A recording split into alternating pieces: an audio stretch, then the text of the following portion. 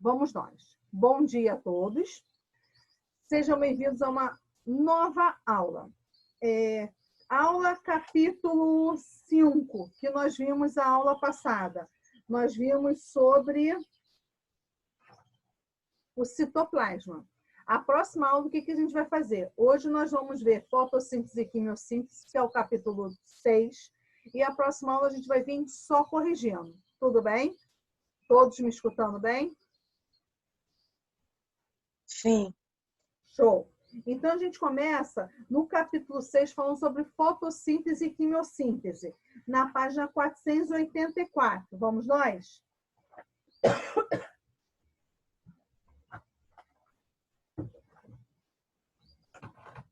Eu falo o seguinte, a sobrevivência dos seres vivos depende da capacidade que eles possuem de executar atividades celulares que existem de gasto energético. Sempre quando eu falar de gasto energético, eu falo de ATP, que a gente chama de adenosina trifosfato, que são o que a gente chama de moléculas de energia, vamos botar assim. São ligações entre os fosfatos, são 3 fosfatos interligados, onde na quebra deles é a liberação da energia. E aí eu falo o seguinte, essa energia, ela é proveniente de quê? A gente tem na nossa alimentação, que passa para a gente os nossos nutrientes através da digestão e, consequentemente, a energia. E aí ele vem e fala aí dos processos metabólicos que podem incorporar a energia. Que processos esses? São as reações. Reações endergônicas e reações exergônicas. Sempre quando eu falar das endergônicas, é energia para dentro. Endo é para dentro. Lembra lá dos processos de fagocitose e pinocitose? São processos de endocitose, ou seja, colocar algo para dentro. Endo é para dentro. Mesma coisa são as endergônicas. São atividades metabólicas de síntese que precisam absorver, que precisam incorporar energia para que ocorra a situação. Aí vamos lá. Endergônica precisa da absorção. Exergônica, eu preciso liberar essa energia. Exo, para fora. Endo, para dentro. Sempre quando eu falar das endergônicas, eu falo da fotossíntese. Fotossíntese e quimiossíntese. Se eu falo da exergônicas, eu falo da fermentação e da respiração celular. Endo para dentro, absorve. Exo para fora, libera. E aí, eu falo do processo de fotossíntese. O que é fotossíntese? O que a gente aprende sobre a fotossíntese lá no ensino fundamental 1? O que a gente aprende? O que é a fotossíntese?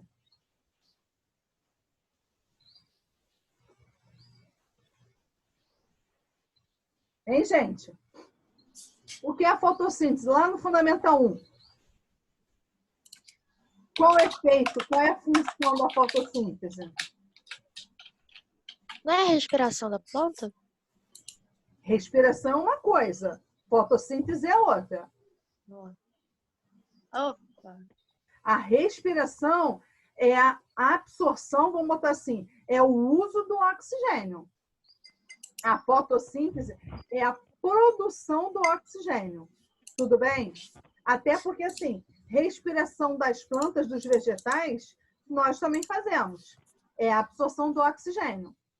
A fotossíntese nós não fazemos. Tanto que a fotossíntese é a produção de energia, vamos botar assim, dos vegetais. Tanto que eles são autotróficos, porque eles realizam a fotossíntese. Nós somos heterotróficos. Nós não realizamos, como é que fala? Nós não fazemos a fotossíntese. Tudo bem? Foi?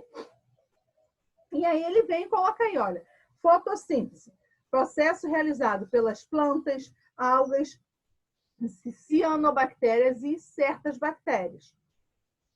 Utiliza a luz como fonte de energia para a síntese da matéria orgânica.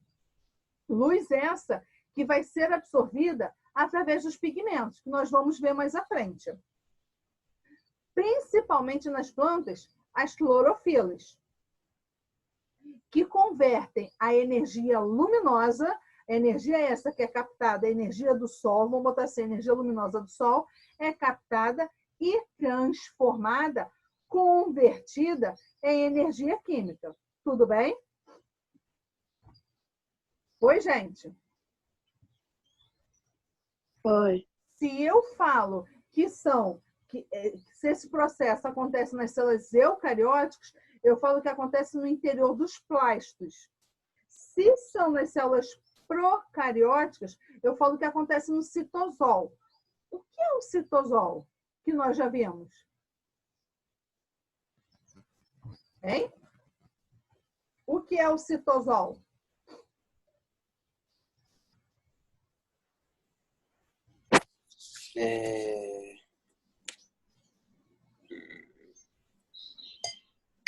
O líquido é o líquido do citoplasma, alguma coisa assim? Oi, Caleb? É o líquido do citoplasma, alguma coisa assim? Isso aí. O citosol é entre a membrana plasmática e vamos botar aí o material genético. É tudo que está dentro da célula. Vamos botar assim, ele está localizado no citosol. Show, Caleb. E aí, se eu falei que nas células eucarióticas se encontram no plastos, o que são os plastos? Aí ele vem e coloca aí para vocês, ó, organoides localizados no citoplasma de células vegetais e das algas. Se eu falo que são das algas, eu falo que são plastos coloridos, tudo bem? Coloridos ou cromoplastos, ou então clorofilados ou cloroplastos. Até porque nós temos algas distintas, algas pardas, algas verdes, algas vermelhadas. Então, se nós temos cores distintas, nós vamos ter plastos, vamos botar assim, plastos específicos, vamos colocar assim. E se eu falo das células vegetais, eu só posso falar dos leucoplastos ou cromoplastos, que a gente vai ver um a um mais à frente. Tanto que eu falo o seguinte, ó, ele colocou aí para vocês, ele vem caracterizando. Leucoplastos se encontram nas raízes, caules e sementes. Plastos sem pigmento, ou seja, incolor, porque eu estou falando lá, olha, das células vegetais. Armazenamento de reservas nutritivas.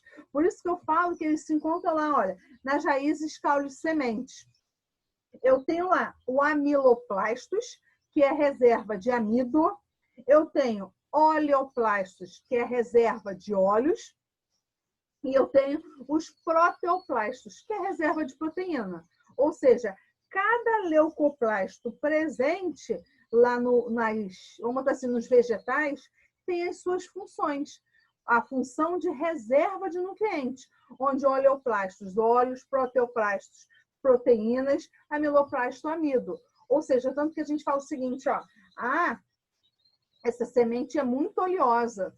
Por que é oleosa? Porque nela contém lá o oleoplastos. Quando eu falo dos cromoplastos, eu falo dos presentes nas algas, flores e frutos. Por quê? Porque os cromoplastos, eles são plastos pigmentados. Eles que vão dar as cores, as flores, frutos e algas. Como eu tenho lá os cromoplastos, cloroplastos, que dão a cor esverdeada, o verde. Eritroplastos, que dá a cor avermelhada. Eritro vem de vermelho. Xantoplastos, a cor amarelada. Ou seja, vamos lá, a laranja, ela tem lá a cor amarelada, não é isso? Porque nela eu tenho lá os xantoplastos. Vamos botar algumas mangas que são meio avermelhadas. Elas possuem lá eritoplastos, a cor avermelhada. Isso é devido à presença dos cromoplastos, que são os responsáveis, eles dão os pigmentos, dão as cores, as flores, frutos e as algas. Quando eu venho e falo dos cloroplastos, eu falo que são organoides do citoplasma das algas e partes verdes dos vegetais, principalmente nas folhas, onde nas folhas nós temos lá as lamelas, e em cada lamela, se vocês olharem na página aí, olha, 486, eu tenho lá na frente, lá em cima, quer dizer, o desenho das lamelas, lá na folha, lá em cima, onde eu falo o seguinte, ó, que na membrana interna, na parte interna da folha, nós temos aí a lamela. Se vocês acompanharem no desenho, vocês conseguem entender. Sobre essas lamelas, nós temos os tilacoides, como se fossem diversas moedinhas, uma encaixada em cima da outra. O conjunto desses tilacoides, a gente chama de granum. E o conjunto desses granum, a gente chama de grana. Aqui, ó. Conseguem visualizar aqui, olha? Para vocês acompanharem junto comigo?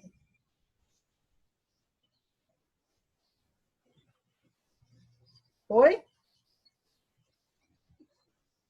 Sim. E aí, professora, por que eu preciso saber disso? Porque cada componente desse vai ter uma função. Tudo bem? E continuando na página 486, ele fala dos pigmentos da fotossíntese. Eu falo lá, olha, das clorofilas. As clorofilas são proteínas associadas ao magnésio, que atua como pigmento fotorreceptores. O que é isso? Fotorreceptores. O que você entende por fotorreceptores? A palavra.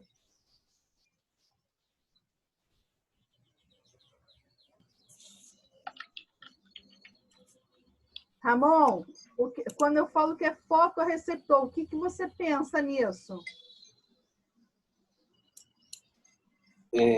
Alguma coisa que, sei lá, identifica a luz. Show! Foto Foto vem de luz. Receptor, recepção, absorver, receber. Então, eu falo o seguinte, são pigmentos que recebem, que absorvem a luz, a luminosidade. Lembra de fotografia? O que é a fotografia? Captação da luz para sair aquele desenho, aquela grafia. Fotorreceptores é isso. Precisa da absorção, precisa da presença da luz. Fotorreceptores recebem, captam aquela energia luminosa. E aí absorvem essa energia e convertem em energia química. Até porque a fotossíntese é isso. É a absorção da energia luminosa e a, entre aspas, liberação, a produção da energia química. Energia química é essa que é a energia luminosa que foi convertida. E aí, quando eu falo de fotossíntese, eu falo de clorofila, eu falo de clorofila A e B. A diferença entre elas é somente a quantidade, a variação na quantidade de hidrogênio e oxigênio. Mas que na fotossíntese nós temos a fase clara, a fase escura. A fase clara, ela é subdividida em duas etapas. E aí, duas etapas porque nós temos os pigmentos acessórios, que vocês vão ver que é o fotossistema 1 e fotossistema 2, que é em relação à clorofila A e clorofila B. Sempre quando eu falo de pigmentos acessórios, ou seja, vai assessorar, vai ajudar, eu falo que é o coadjuvante. Eu venho e descrevo ele, denomino ele, o caracterizo no seguinte, ó, atuam de forma coadjuvante, captando mais energia de outros comprimentos de onda, transferindo essa energia para a clorofila, ou dissipando o excesso em forma de calor. Ou seja, eu falo o seguinte, eu preciso ter absorção de 100% da luminosidade solar. E aí, a minha clorofila não consegue absorver esses 100%. O que os pigmentos acessórios fazem? Que ela consiga absorver lá 90%. E aí, os pigmentos acessórios conseguem absorver mais 20%. Eu preciso de 100%. O que esses pigmentos acessórios fazem? Desses 20%, transfere para a clorofila a completar os 100%. Os outros 10%, ele libera na forma de calor, porque ele está ali para ajudar. Ele é o coadjuvante. Ele está ali para assessorar. Tudo bem? Foi? Foi, gente? Sim. Sim ou não? Show, Marcelo. Isso aí, Nicole. E aí eu falo o seguinte, ó. Os fotossintetizantes, eles estão presentes no tilacoide. Lá daquele desenho da página 486, onde lá vai ocorrer todo o processo necessário para a produção de oxigênio. E aí eu falo o seguinte, ó, eles estão organizados em conjunto, que nós vimos lá, as moedinhas, que a gente chama de complexo antena. O que é isso? Eu falo o seguinte, ó, a função desse complexo é captar e transferir para dentro da clorofila, até porque a gente está falando dos pigmentos acessórios. E aí, cada um tem uma reação lá, para que ocorra a situação por completo, vamos colocar assim. E eu falo o seguinte, eu não falei lá que as clorofilas A e B, porque nós vamos ver, fotossistema 1 e 2 é relacionado a essas clorofilas. Eu vim caracterizar aí para você, ele caracteriza para vocês lá na página 487, onde ele vem e fala o seguinte, ó, fotossistema 1, conjunto de clorofilas e proteínas que absorvem luz. Só que essa absorção de luz só pode ser de 700 nanômetros. Tanto que ele é caracterizado como P700. Fotossistema A. Ele é caracterizado como P700, que ele só vai absorver 700 nanômetros de comprimento de luz de 700 nanômetros. Quando eu falo do fotossistema 2, ele só vai absorver 680 de comprimento. Tanto que ele é caracterizado como P680, porque é através dele que ocorre a fotólise da água, que a gente vai ver mais à frente. É a quebra da energia através da presença vamos botar assim, com a água. Quando ele vem, ainda na página 487, ele coloca aí, olha, a equação geral da fotossíntese, onde ele coloca lá 6CO2, ou seja, 6 moléculas de dióxido de carbono, mais 12 moléculas de água. Tudo isso na presença da energia luminosa e com a ação das clorofilas. Vai produzir a energia química, que é a glicose, ou seja, a energia luminosa que foi absorvida vai ser transformada aí, olha, em energia química. 6CH12O6, que é a glicose, mais 6 moléculas de água, mais 6 moléculas de oxigênio. Aí, ó, ocorreu a produção do oxigênio, fotossíntese. E eu falei para vocês que existe a fase clara e a fase escura. A fase clara ou etapa clara, a gente chama de fotoquímica, ou seja, tem a presença da luz, fotoluz. Ao atingir a clorofila, a luz branca é decomposta.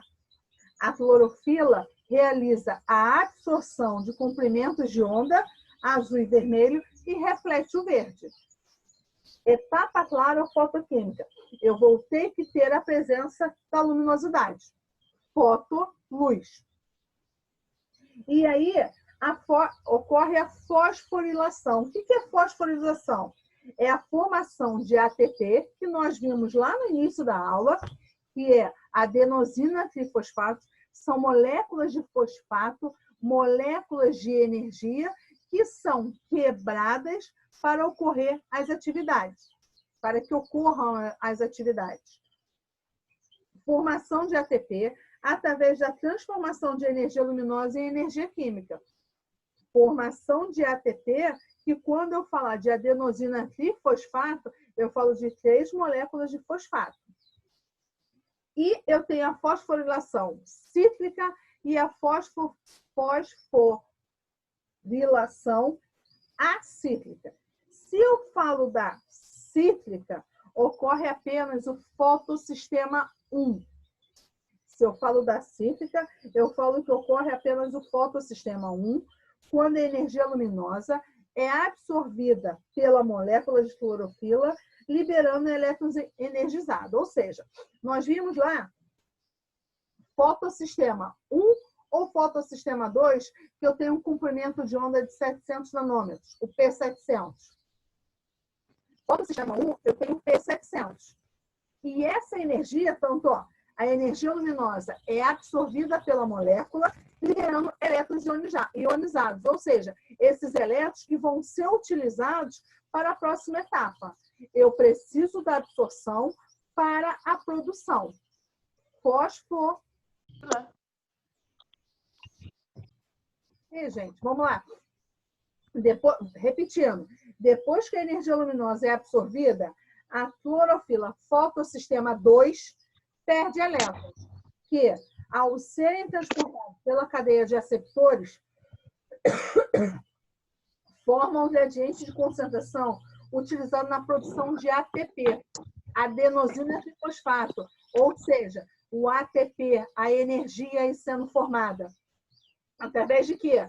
Através da energia luminosa que foi absorvida, começou a ser degradada em elétrons e ligada aos aceptores, sendo transferida às moléculas das clorofilas A, P700, ou seja, fotossistema 1.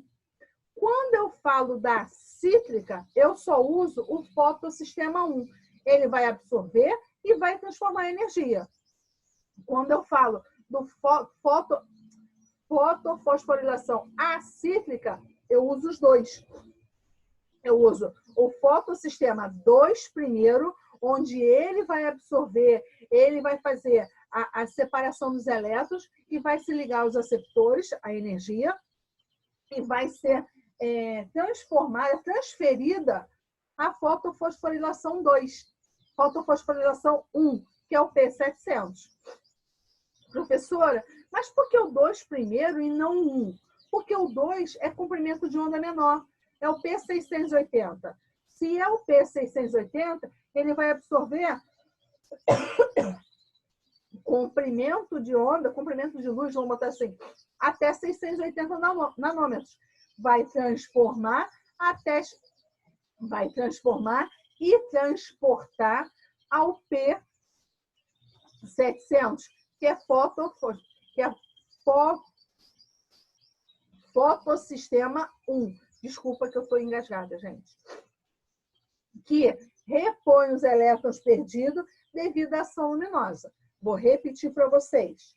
Depois que a energia luminosa é absorvida, a clorofila fotossistema 2 perde elétrons, que, ao serem transportados pela cadeia de aceptores, formam um gradiente de concentração utilizado na produção de ATP, sendo transferido às moléculas da clorofila A, P700, fotossistema 1.